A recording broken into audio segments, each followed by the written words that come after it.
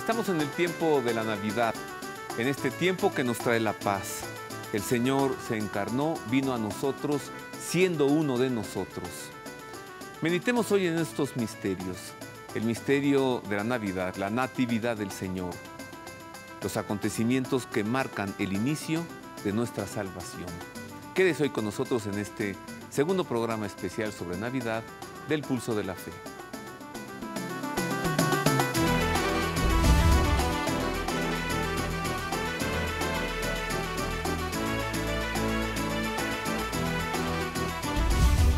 Es un grande gusto estar con usted en este último programa del Pulso de la Fe del año 2012. Hoy es domingo 30 de diciembre y es un grande gusto, un placer acompañarle en este programa y aprovechar para agradecerle todo el seguimiento que ha tenido usted hacia nosotros durante todo este año 2012. Desearle también una Navidad muy feliz y un año 2013 que llegue cargado, lleno de abundantes gracias celestiales y con mucha fe, esperanza y amor para vivir un año 2013 desde el pulso de la fe, desde aquello que nos hace creer. Comencemos a entrar al misterio de la Navidad en este segundo programa especial. Conozcamos cuál es el origen de los nacimientos o los belenes o los misterios, como le llaman, esta recreación iconográfica del acontecimiento de la Navidad. El origen de los nacimientos se lo debemos a San Francisco de Asís, fundador también de la Orden Franciscana. Se cuenta que siendo apóstol, recorría la campiña cercana a la pequeña población de Rieti. En el invierno de 1223, la Navidad lo sorprendió en una ermita, y fue allí donde tuvo la inspiración de representar en vivo el misterio del nacimiento del niño Jesús. La idea de representar el nacimiento se popularizó rápidamente en todo el mundo cristiano. De los seres vivos se pasó a la utilización de figuras de barro. Los nacimientos representan a María, a San José y al Niño Dios. La tradición los acompaña de una mula y un buey. Además incluye representaciones de los pastores reunidos para adorar al recién nacido, de los 3 Reyes Magos con sus ofrendas, de ángeles y de la estrella de Belén. El nacimiento se monta antes de Navidad, tradicionalmente el 8 de diciembre, coincidiendo con la fiesta de la Inmaculada Concepción, y se conserva armado hasta el 2 de febrero, fecha de la presentación de Jesús en el templo.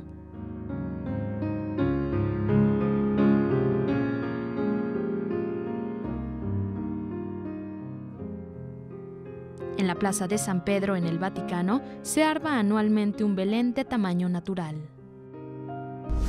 Ese es el origen de los nacimientos. Para profundizar en este tema, invité, mire usted, a un hombre providencial. Yo tengo el gusto de conocerlo desde hace muchos años, desde el siglo pasado.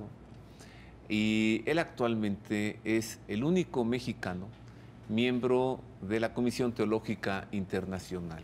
Es decir, los teólogos, consultores de Benedicto XVI, los asesores del Santo Padre, en materia teológica. Desde hace 3 años es miembro de la Comisión Teológica Internacional y desde agosto de este año 2012 es el rector de la Universidad Pontificia de México.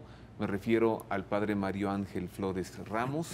Bienvenido, padre Mario Ángel, muchas gracias. Muchas gracias por la invitación y claro, nos conocemos desde hace algunos años y a través tuyo pues conocemos también a este gran público que tienes y que concluimos este año pues dando gracias a Dios, ¿verdad? Sí. Un año más, con muchos acontecimientos importantes para cada uno de nosotros y también por la, digamos, la bendición de tener la fe. Este programa tuyo que lleva como ese sello desde hace muchos años, ¿verdad? Tener la fe como motivo de la vida, nuestra fe en Cristo, nuestra fe en Dios. Muchas gracias, padre. Mil gracias. Es el último programa de este año 2012. Los mayas como que le erraron un poco. Todavía hay mundo, hay humanidad, hay programa. Así que, pues entremos a este tema, padre Mario Ángel. Mil gracias. Oye, también nos tienes que hablar más adelante de los cursos en la Universidad Pontificia de México, del latín, del griego, derecho canónico, filosofía, teología y los diplomados que están por empezar. Claro, para todos los que quieran ir. La Universidad Pontificia está abierta para los laicos especialmente, y ya hablaremos de eso cuando tú me des esta oportunidad. Gracias. Porque necesitamos hoy formarnos mejor y tener pues estos espacios privilegiados como la Universidad Pontificia, como un lugar para encontrar a esa iglesia que todos necesitamos, una iglesia más fuerte en su fe, más presente en su compromiso. Y hay un ansia, hay una necesidad de conocer a Dios, de saber de Él. Cuando uno tiene sed, acude a donde hay agua. Y en la Universidad Pontificia de México, la Universidad del Papa y de los Obispos de México, allí hay un pozo del que constantemente está surgiendo agua que satisface esta sed de Dios y de conocerlo. Padre, ¿qué pasó en Navidad? Año con año celebramos este acontecimiento.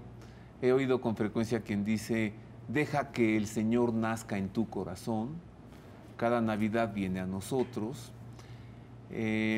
Ya pasamos la cena, ya pasamos la comida, los intercambios de regalos. Nos quedan estos días que son muy propicios para meditar en este misterio, prepararnos ahora al próximo año.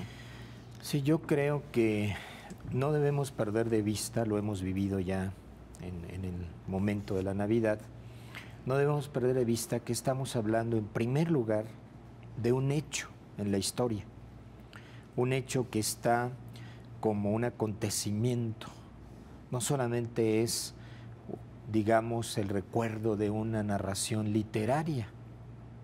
Hay muchas narraciones literarias que marcan algún momento de la cultura. Pienso, por ejemplo, en un libro extraordinario por su contenido, El Quijote de la Mancha. Y cuántas cosas se pueden decir alrededor del Quijote de la Mancha y se representa en el teatro, en películas, pero pues todos sabemos que es un libro, fruto de la imaginación extraordinaria de un autor. En cambio, cuando hablamos de los evangelios, con todo su contenido, y cuando hablamos de lo que hoy estamos celebrando, la Navidad, estamos recordando un hecho tan importante que incluso marca el ritmo de la historia. Estamos en el año 2012 de ese acontecimiento. Hace 2012 años nació Cristo. Y entonces la historia ya no es igual. Va poco a poco esa presencia de Cristo abarcando el mundo entero y la historia entera. Es un acontecimiento que él mismo lo señaló. Es como una pequeña semilla, la más pequeña de las semillas, la llegada en medio de nuestra historia del reino de Dios. Y esa semilla tan pequeña pronto será como un gran arbusto, decía Jesús. Pues Él es esa semilla, la semilla del reino. Y alrededor de Él está la realidad humana en José, en María, en aquellos que tuvieron el privilegio de acercarse a ese primer momento. Pero desde entonces todos estamos llamados a tener parte en este acontecimiento. Por eso cuando vivimos la Navidad, por una parte es recordar un hecho que está en la historia, que sigue marcando la historia, pero recordar un hecho que tiene que ver con nosotros, porque Él ha venido para estar con nosotros, para permanecer siempre en medio de nosotros. El que nace en Belén, precisamente si traducimos su nombre, es Dios con nosotros, el Emmanuel. ¿Para qué? Para salvarnos, Jesús. Dios es salvación. El nombre de Jesús nos recuerda por qué ha venido. Dios es salvación, es nuestra salvación. Y entonces Él sigue teniendo que ver con nosotros. No es solo recordar pues algo que nos remueva sentimientos inmediatos, sino recordar el sentido profundo de la historia de todos. Dios ha venido para nuestra salvación. Lo diré con una expresión coloquial, muy humana, sencilla. Dios echó un clavado en la alberca humana. Allá el Dios distante, el innombrable, el santo, santo, santo, el Dios de Israel, decidió entrar en nuestra historia, venir a nuestro mundo entrar a nosotros. El Creador se hizo criatura. Y María, Padre, es una pregunta que me ha estado resonando ya desde hace tiempo. En su seno le dio sus huesos, le dio su carne, le dio su sonrisa, le dio su modo de ser, le dio su ADN, le dio su sangre, y por esto es también Madre de Dios. Bueno, pues esa reflexión sin tantos elementos de lo que la ciencia de hoy habla, pero con toda esa realidad, esos elementos la Iglesia antigua los reflexionó. ¿Qué fue lo que sucedió en María? ¿Verdad? Pues nada menos que la encarnación, ¿verdad?, de aquel que es la vida. Y entonces toma humanidad desde el seno de María. Y después podemos decirlo todo lo que significa de esa manera, ¿no? Pero la Iglesia antigua lo dijo con una expresión que debemos entender, porque tiene su sentido mucho más profundo que decir le dio su ADN, le dio su código genético humano. No, ella es la Madre de Dios. Es decir, le da humanidad a aquel que creó a la humanidad. Qué misterio, es un ¿no? misterio insondable. Por eso, recordando el mensaje de la Virgen María en el Tepeyac, se presenta así: yo soy la madre del verdadero Dios por quien se vive. Por quien se vive, el creador de la vida, el creador de nosotros. Sí, y por quien se ella vive. misma lo dice en palabras mucho más sencillas: yo soy la madre del verdadero Dios por quien se vive, que aquella expresión de la Iglesia antigua, la Theotokos, la Madre de Dios. Griego, ¿verdad? En griego. Ay, fue en Éfeso, Padre, fue en Éfeso donde se estudió, se analizó eso, se discutió el concilio, ¿no?, de Éfeso, donde se declaró el dogma, María Sí, es Madre de Dios. el concilio de Éfeso en el año 431. Pero qué curioso, fue en Éfeso donde un tiempo vivió María, con aquel que Jesús llamó el discípulo amado y a quien le dijo: ahí está tu madre. Así que además de ser la Madre de Dios en Cristo, ella está llamada a ser madre espiritual de todos los que quieren ser hermanos en Cristo, es decir, todos los que queremos estar alrededor de Él. Y volvemos así a la Navidad, ¿verdad? En la Navidad Él está ahí, es nuestro hermano el que nace, es nuestro hermano, estamos ahí como la familia, ¿verdad? Hablamos de la Sagrada Familia, José, María y Jesús que nace, pero a esta familia se pueden asociar todos los demás. Podemos estar dentro de esa Sagrada Familia con los pastores, con los reyes que llegaron después y con todos los que celebramos verdaderamente su nacimiento, nuestro hermano. Lo dijo él, ¿eh? Quien hace la voluntad de mi Padre es mi hermano, mi hermana y mi madre. Ahí está, bienvenidos a la familia de Nazaret. Mire, el Padre Mario Ángel Flores, su especialidad es patrística, es historia de la Iglesia en los primeros años. Y cuando él nos habló hace rato del concilio de Éfeso en el año 431, y cuando nos habló de que la Virgen María estuvo viviendo en Éfeso, nos habló de una historia que es fascinante. En efecto, el Señor en la cruz le encargó a Juan, a su madre. Él, en un momento en el que la cosa se puso violenta en Israel, se la llevó a Éfeso, antes la antigua Constantinopla, hoy Turquía. Allí en esa antigua, antiquísima ciudad grecorromana, allí personalmente anunciaron el Evangelio la Virgen María y San Juan Evangelista. Allí donde estuvo un santuario a la diosa Mitra. Bueno, pero antes está cerca, porque Éfeso no es Constantinopla. en la antigua, cerca, ¿no? Cerca, Sí. pero Éfeso sigue siendo Éfeso Éfeso. todavía hoy. Y Constantinopla, lo que hoy es Istambul. Así es. Pero es el mismo espacio donde estuvieron los apóstoles construyendo las primeras comunidades y donde la Virgen María vivía toda la dicha de haber experimentado el nacimiento de Cristo y también su resurrección. Pues lo que pasó es que estando allí la Madre de Dios, el santuario de esta diosa se colapsó, terminó, no más. La conversión de los efesios fue así. Voy a hacer una pausa, regreso, para profundizar en estos misterios. A ver si logro que el padre Mario Ángel Flores nos hable más de la historia de la Iglesia de la Patrística. Pero antes veamos esta nota que nos habla sobre el árbol de la Navidad, un significado cristiano de lo que es el árbol de la Navidad.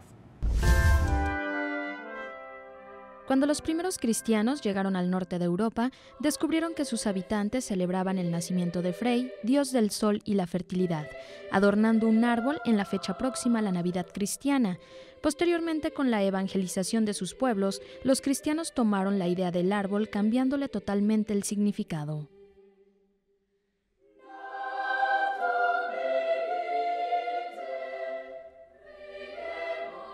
El árbol recuerda al árbol del paraíso de cuyos frutos comieron Adán y Eva, y de donde vino el pecado original, y por lo tanto recuerda que Jesucristo vino a ser Mesías prometido para la reconciliación.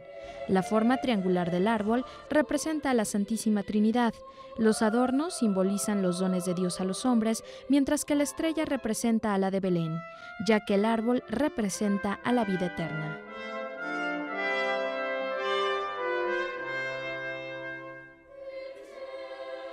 Sin embargo, en todas las culturas encontramos que el árbol tiene cierto significado antropológico, místico y poético. Se le tiene cierta reverencia por los beneficios que aporta al hombre. Para algunas culturas, el árbol tiene un significado místico ya que representa el medio de la unión del cielo y la tierra. Ahonda sus raíces en la tierra y se levanta hasta el cielo. Por eso, en muchas religiones, sobre todo en las orientales, el árbol es un signo de encuentro con lo sagrado, del encuentro del hombre con la divinidad y de la divinidad con el hombre.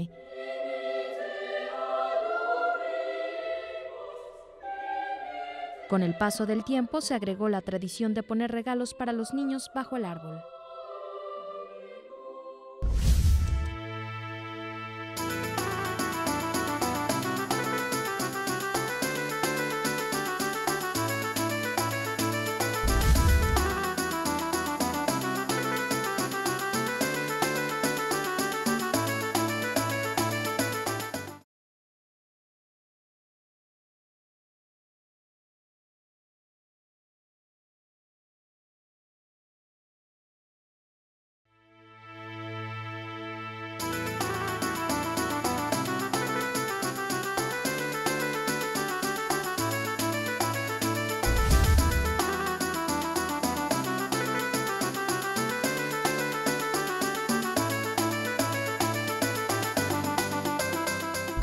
Continuamos con más del Pulso de la Fe en este programa especial sobre la Navidad, el segundo de este año 2012, el último programa del Pulso de la Fe de este año 2012. Estoy platicando con el padre Mario Ángel Flores Ramos, él es rector de la Universidad Pontificia de México, es miembro de la Comisión Teológica Internacional, es decir, es asesor del Papa en materia teológica. Estamos hablando sobre la Navidad y saludo con afecto a todo nuestro querido público, particularmente al público que nos ve y escucha en Ciudad Juárez, Chihuahua, a través del canal 11.2 de TV Digital, pues ahora la cobertura de Proyecto 40 es nacional, en señal digital, en alta definición y además gratuita. Hablemos ahora sobre la Sagrada Familia. Mire usted esta nota que preparamos.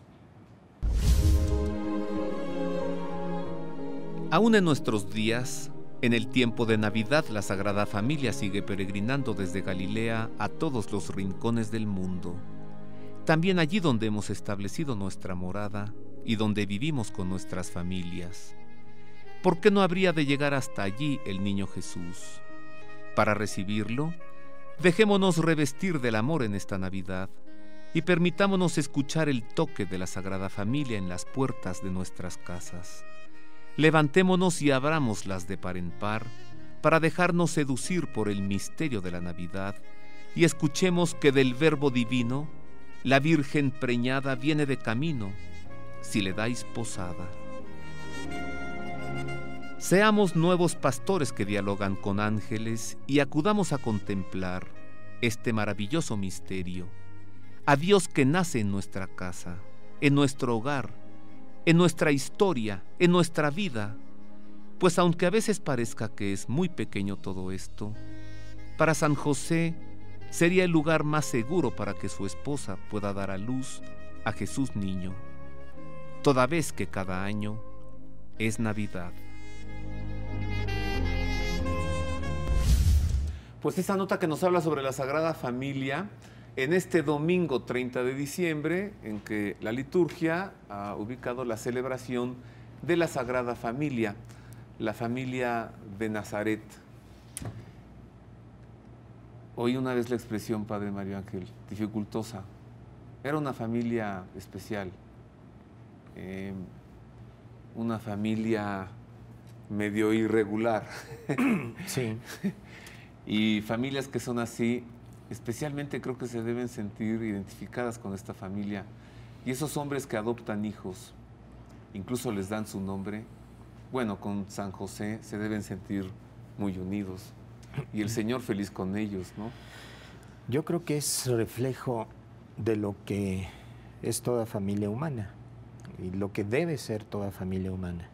En primer lugar vemos a unos esposos, ¿verdad? José y María, no como decía aquella antigua leyenda, porque eso sí es leyenda, de que San José era un hombre muy grande y viudo incluso, ya con muchos hijos, dice aquella leyenda. Y entonces, sí, ya más grande que nosotros, ¿verdad? Entonces, que San José nada más cuidó a la Virgen María, porque ella era muy grande y ella muy joven. No, en realidad el Evangelio nos dice que eran dos jóvenes que estaban a punto de casarse y que naturalmente se casaron. Después llegaría el momento de su matrimonio, cuando José entiende todo el proyecto de Dios. Entonces, en primer lugar está un matrimonio.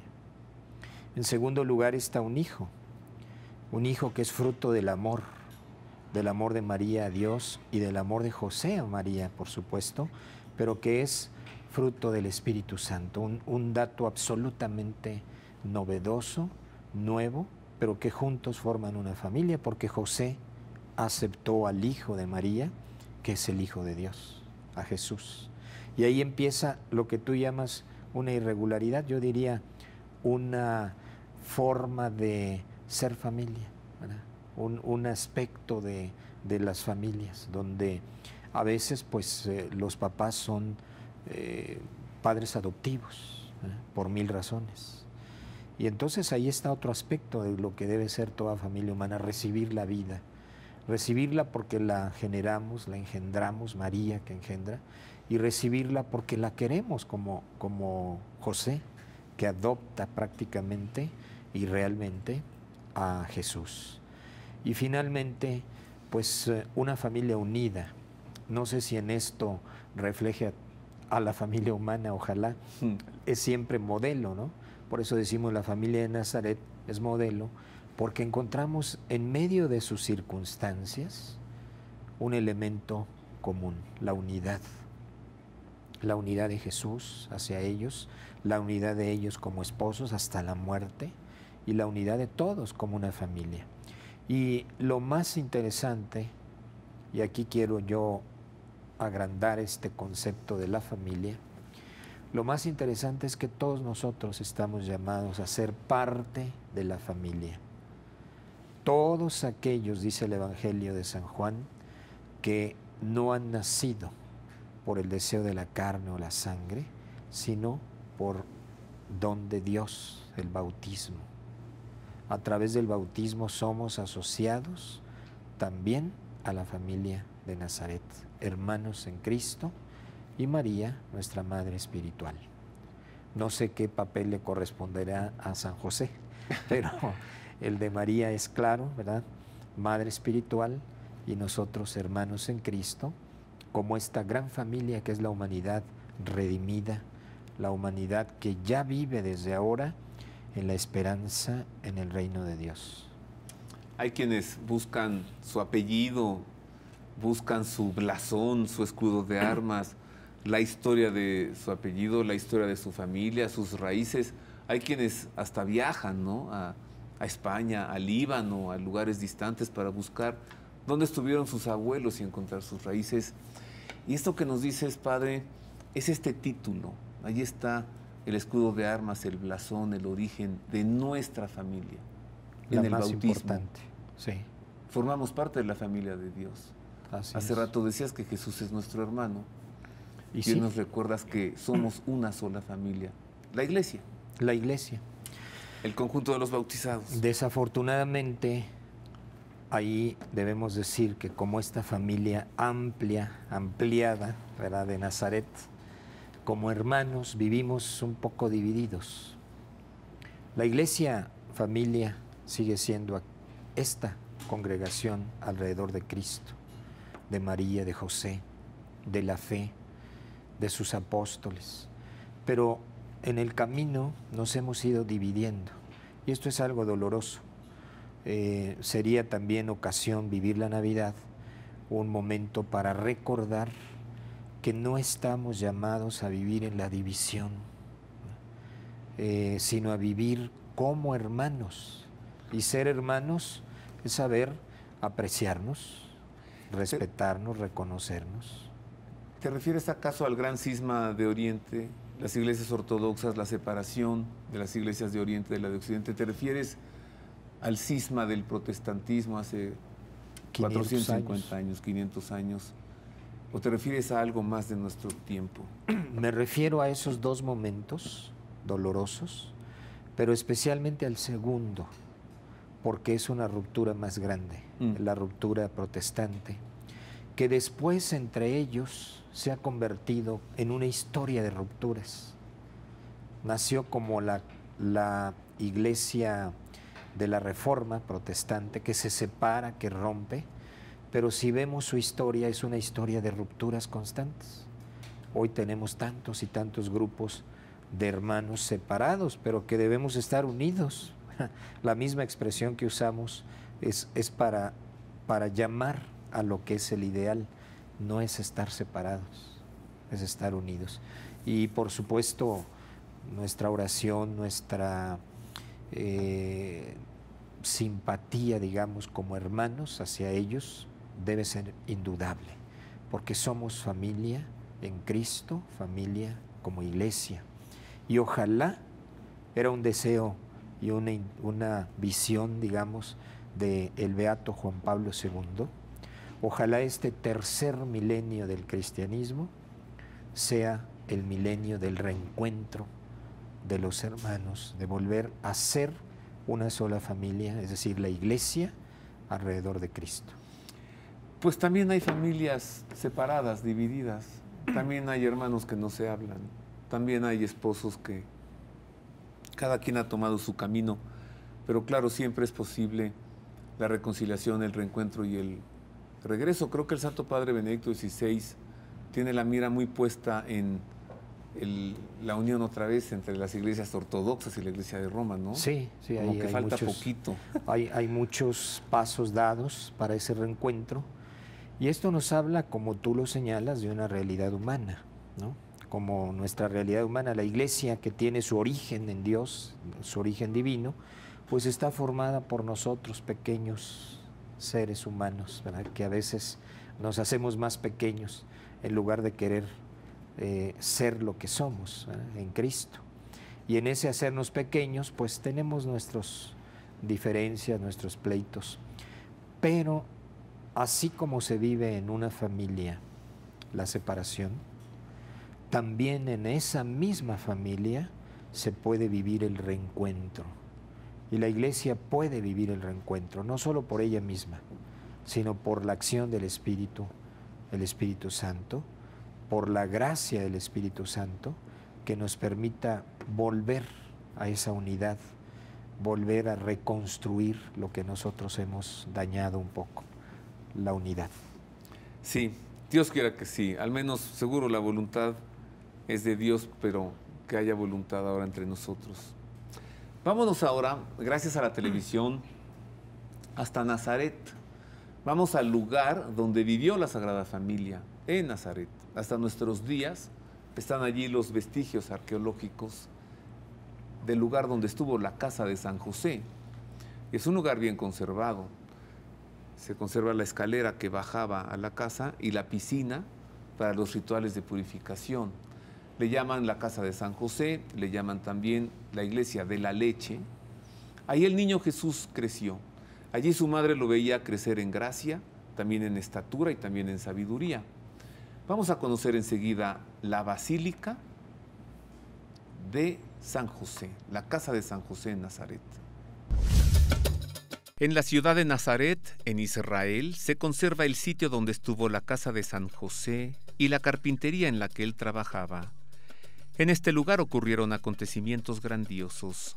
Aquí se le apareció a José en sueños el ángel del Señor y le dijo: José, hijo de David, no temas tomar contigo a María tu mujer, porque lo engendrado en ella es del Espíritu Santo.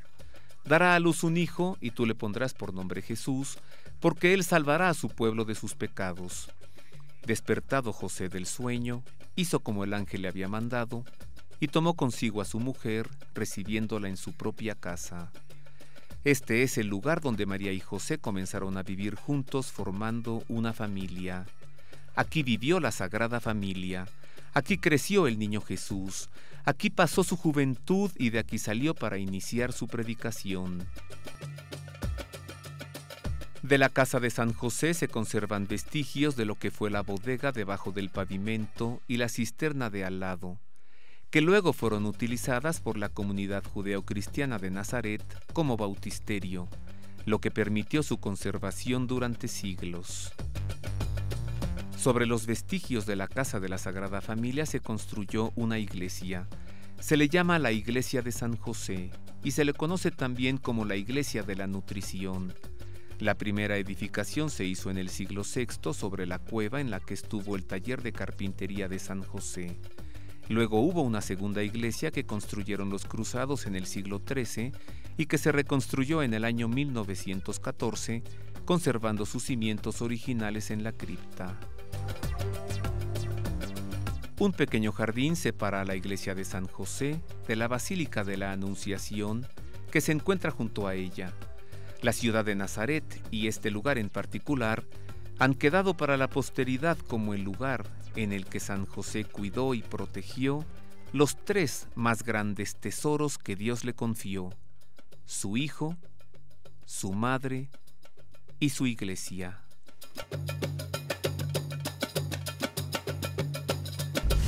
La casa de San José en Nazaret, que está pues muy cerquita de la Basílica de la Anunciación, también allí en Nazaret. Jesús era de allí, allí vivía, de ahí toma su apellido, así le llamaban, así le llamamos, Jesús de Nazaret. Hago una pausa, regreso, para ir al lugar, posiblemente uno de los lugares más amados del mundo entero.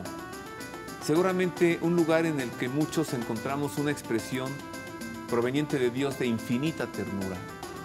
Me refiero a la Basílica de la Natividad.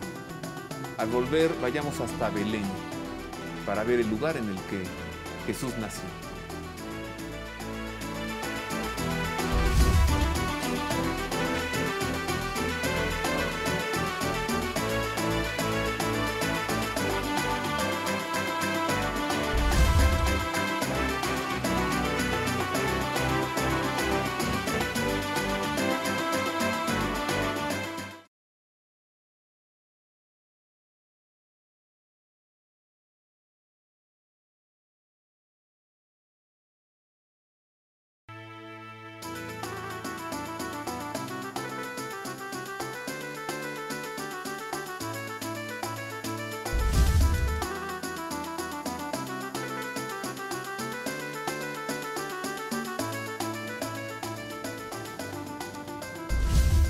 Continuamos con más del Pulso de la Fe en este programa especial de Navidad. Estoy platicando con el padre Mario Ángel Flores, rector de la Universidad Pontificia de México, miembro de la Comisión Teológica Internacional.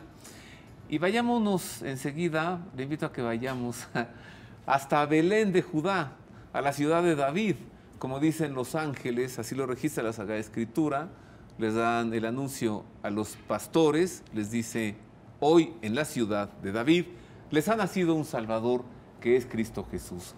Vamos a Belén y conozcamos la Basílica de la Natividad. La actual Basílica de la Natividad fue construida por el emperador Justiniano entre el año 527 y el 565, en el lugar de la anterior Basílica de Constantino del siglo IV. La Basílica de la Natividad, en Belén de Judá, está dedicada a la Santa Madre de Dios, la Theotokos. El contorno del edificio es de planta basilical clásica con un nártex, una nave, 4 pasillos, un coro y el ábside. 2 escaleras a ambos lados del coro conducen hacia abajo hasta la gruta de la Natividad, el tradicional lugar en el que nació Jesús y que se conserva en la gruta debajo del coro, indicado el sitio con una reluciente estrella de plata.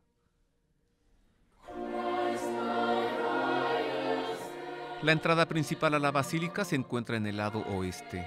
2 de las entradas originales del siglo VII fueron tapiadas.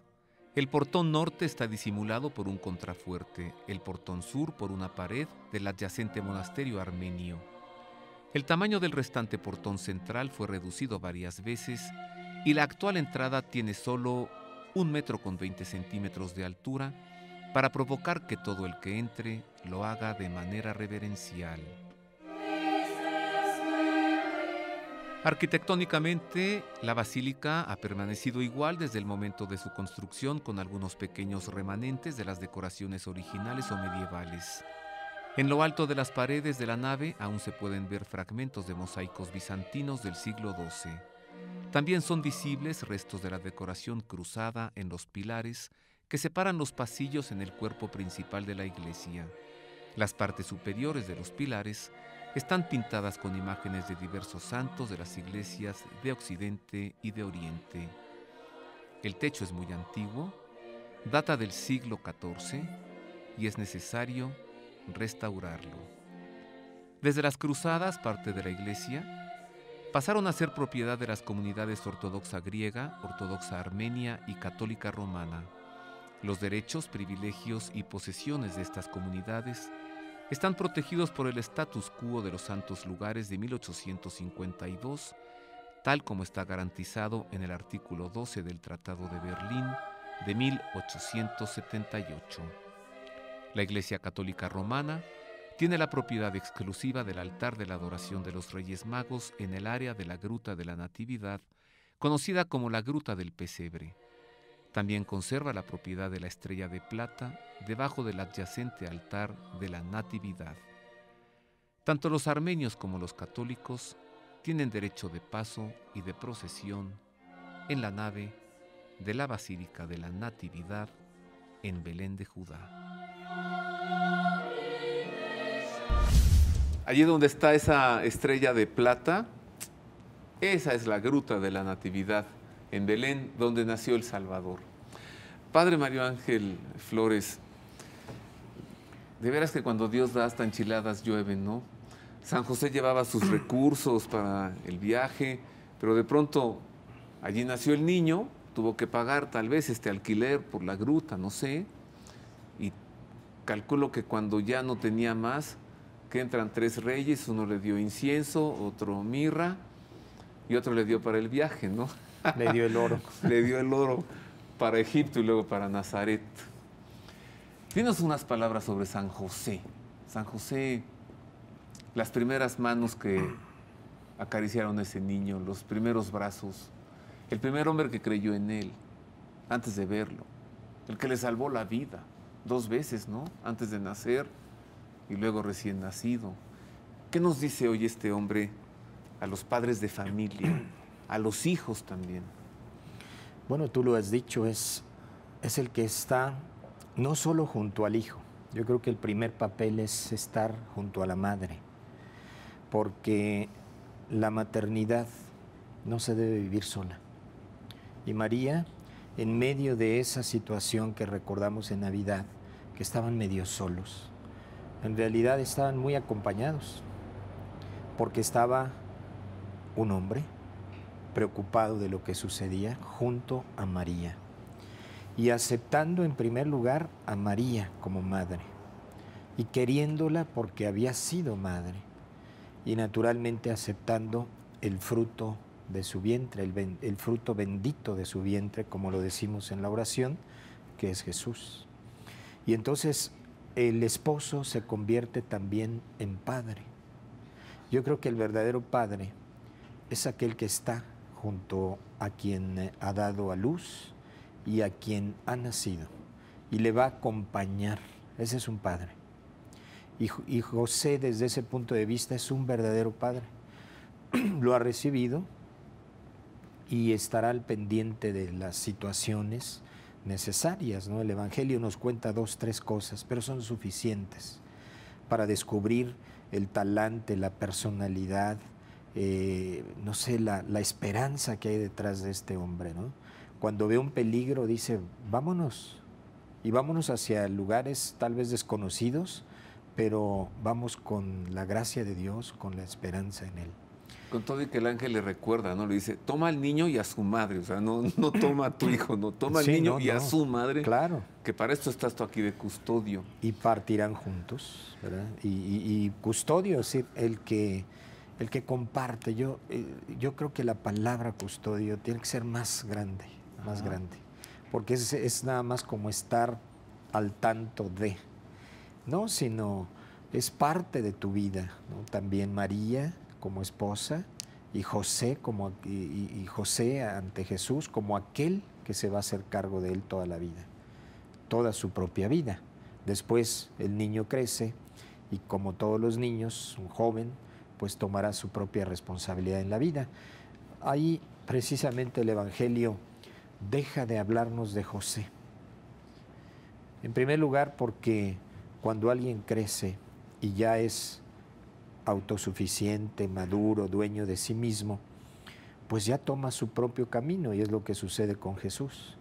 Y en segundo lugar, porque seguramente muere José, terminó su tarea en la vida y termina también su vida. De esto no nos habla en nada el Evangelio, pero las tradiciones antiguas en la Iglesia lo señalan de esta forma, ¿no? Si no muere, Padre Mario Ángel, a su hijo no lo crucifican.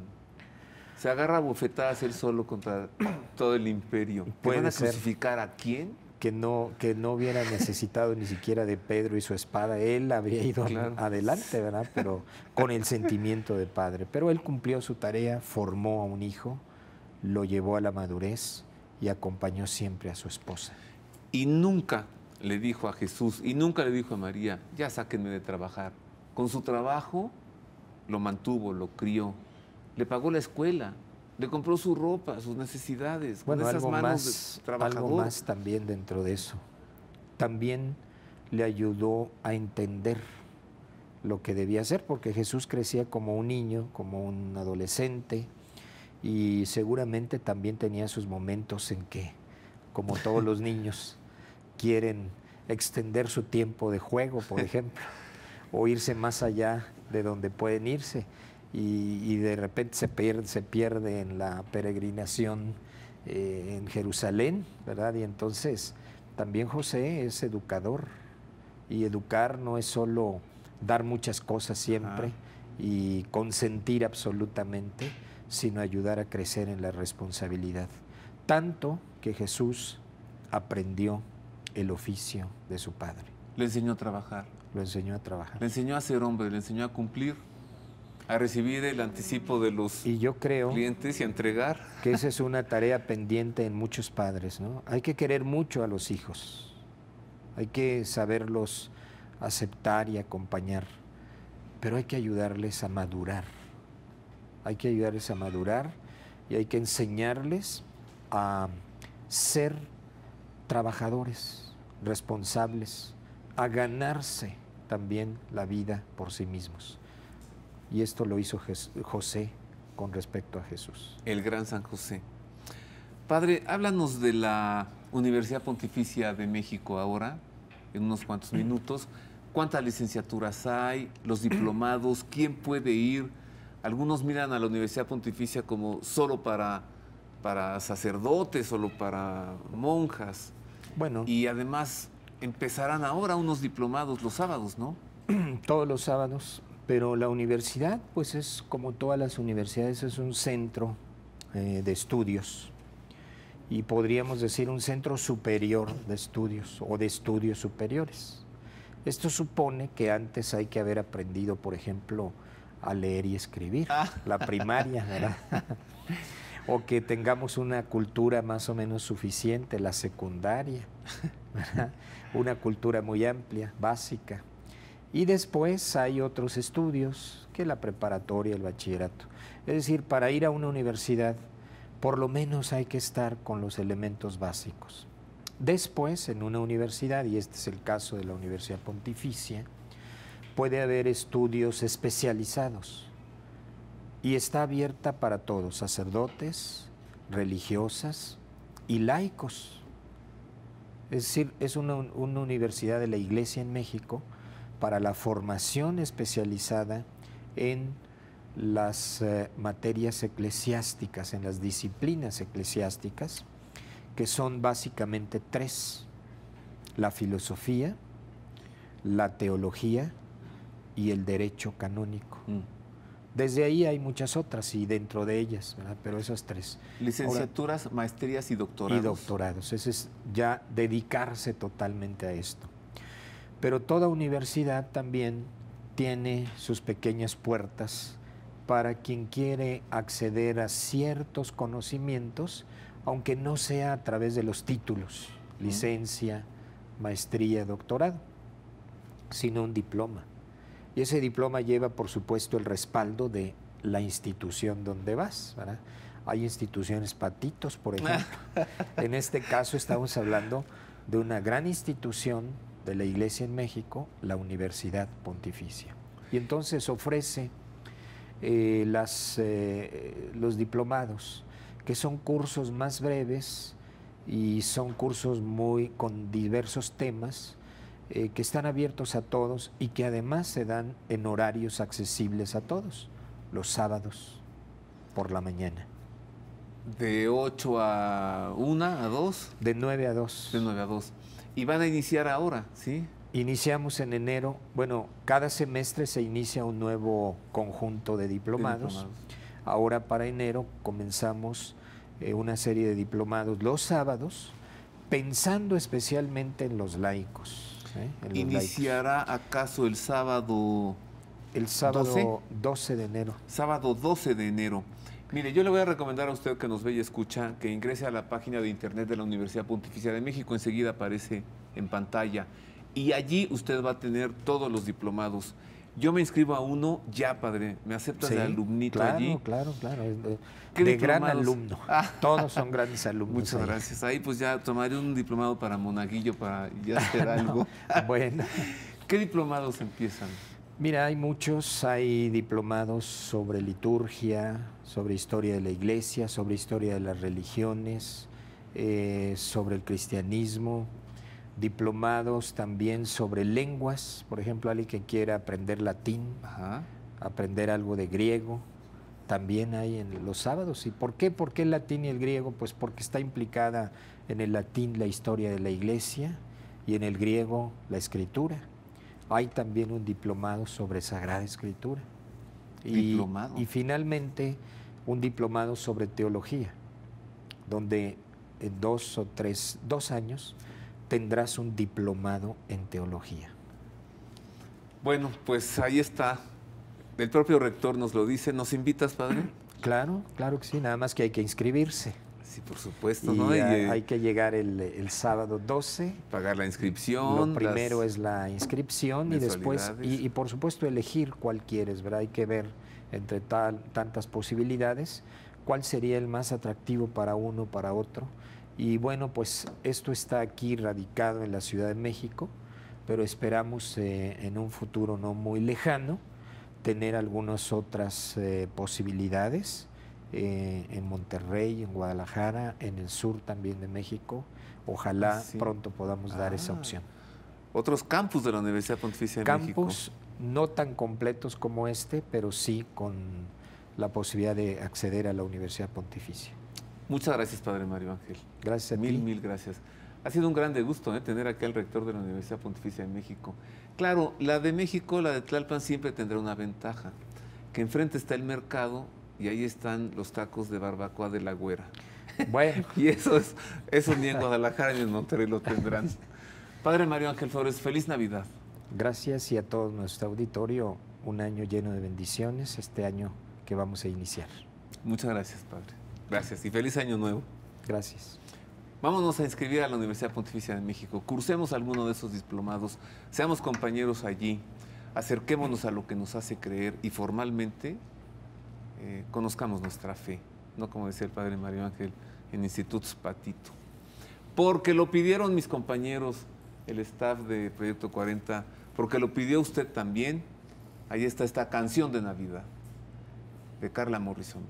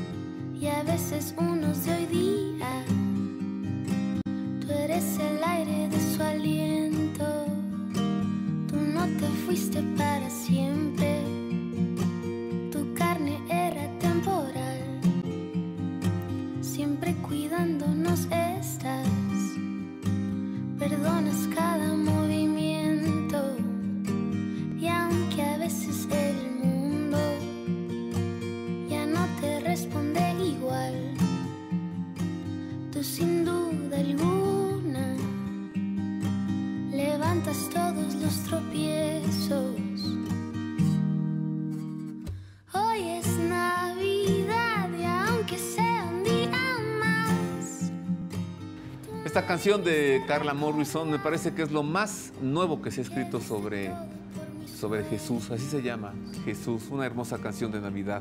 Con esto nos vamos, le agradezco mucho que haya estado con nosotros, le agradezco que nos haya acompañado durante todo este año 2012, que concluye el día de mañana. A nombre de mis compañeros, el mejor staff de TV de todo el mundo mundial, le deseamos todos juntos una feliz Navidad y un año 2013 lleno de fe, de esperanza y de amor. Le espero el próximo domingo en el primer programa del Pulso de la Fe del año 2013. Y le sugiero que se quede con nosotros en la programación de Proyecto 40 para que empiece todos los días bien informado, de lunes a viernes, el primer café a las 7 de la mañana con mis compañeros Ana María Salazar y Raimundo Riva Palacio. ¡Feliz Navidad! ¡Feliz Año Nuevo!